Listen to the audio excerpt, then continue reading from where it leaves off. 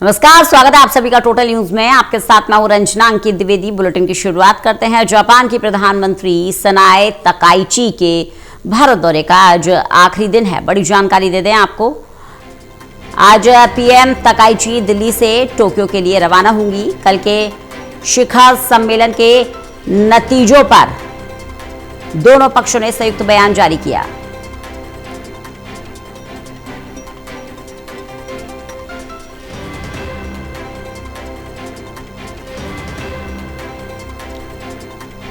क्षेत्रीय स्थिरता, समुद्री सुरक्षा और वैश्विक चुनौतियों पर सहयोग शामिल।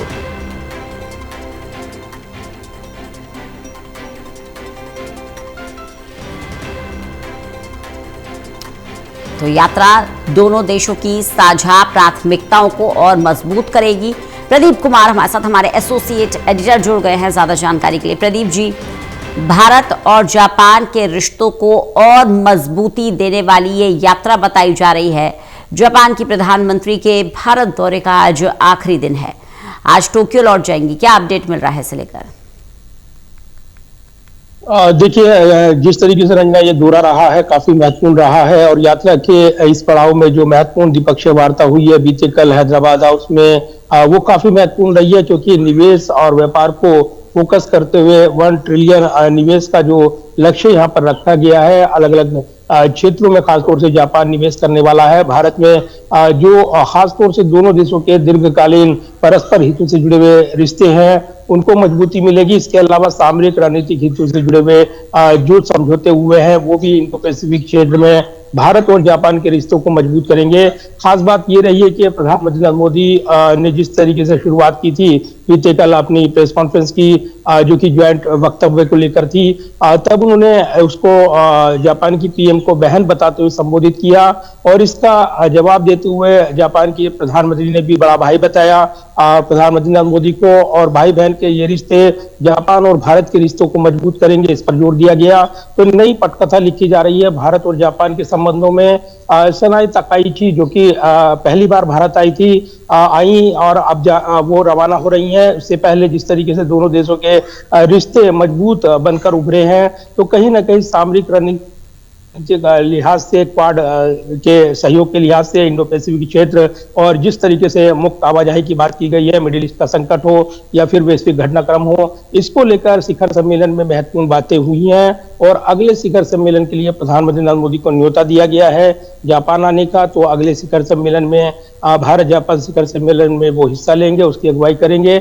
निश्चित तौर पर ये दौरा काफी महत्वपूर्ण रहा है और यात्रा के अंतिम पड़ाव में आज टोक्यो के लिए रवाना हो रही हैं जापान की प्रधानमंत्री।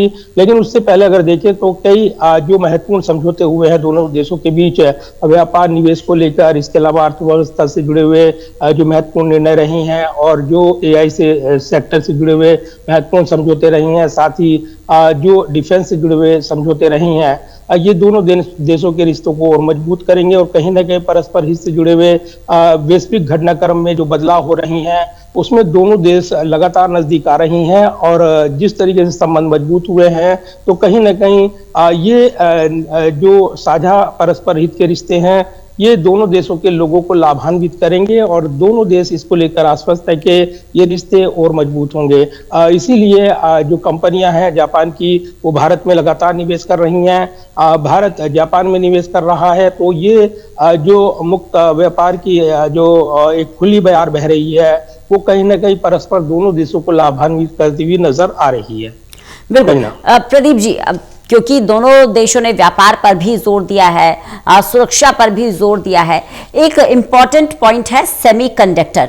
क्योंकि अभी हमने देखा मिडिल ईस्ट में जो हालात बने हुए थे, जिस तरह से ऊर्जा का संकट पैदा हुआ था, और क्योंकि एआई का दौर है, इन अलग अलग पहलुओं को देखते हुए सेमीकंडक्टर जो है वो सेंटर ऑफ अट्रैक्शन रहा है। ऐसे में टेक्नोलॉजी का आदान प्रदान हो गया या फिर ऊर्जा का आदान प्रदान हो गया, फोकस रहा क्षेत्रीय सुरक्षा पर, समुद्री सुरक्षा पर, ऊर्जा पर।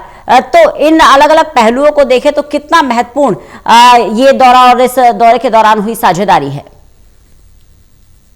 देखिए बिल्कुल, और जिस तरीके से जापान के प्रधानमंत्री ने कहा है कि वो भारत के साथ रिश्तों को नई ऊंचाइयों पर पहुंचाना चाहते हैं और इसीलिए व्यापार निवेश के अलावा भी जो रणनीतिक और सामरिक हितों से जुड़े हुए रिश्ते हैं, डिफेंस सेक्टर से जुड़े हुए, चाहे वो क्रिटिकल मिनरल्स की बात हो, क्योंकि सेमीकंडक्टर जिसमें अग्रणी यहाँ पर देश है जापान, उसकी भूमिका महत्वपूर्ण हो जाती है टेक्नोलॉजी के क्षेत्र में। उसका जो उभार है उसका पूरा विश्व लोहा मानता है, और कहीं ना कहीं जो ऑटोमोबाइल्स के क्षेत्र में जो कारों का निर्माण, ये तमाम ऐसे पहलू हैं जो मारुति सुजुकी जो कंपनियां काम कर रही हैं भारत में, उनका निवेश और बढ़ेगा, और कहीं ना कहीं ये भारत के जो साथ जापान के रिश्ते हैं उनको नई ऊंचाइयों पर लेकर जाएगा। ये जापान के प्रधानमंत्री ने बयान दिया।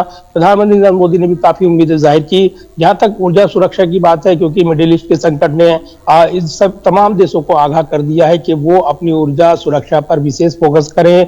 इस पर भी दोनों देशों के बीच सहमति बनी है, और इस पर विशेष फोकस करते हुए जापान की प्रधानमंत्री ने ऊर्जा सुरक्षा का जिक्र किया था। बीते कल जब हैदराबाद हाउस में हम मौजूद थे, वहां पर यह जो संबोधन हो रहा था दोनों प्रधानमंत्रियों का, उन्होंने इस पर फोकस किया था।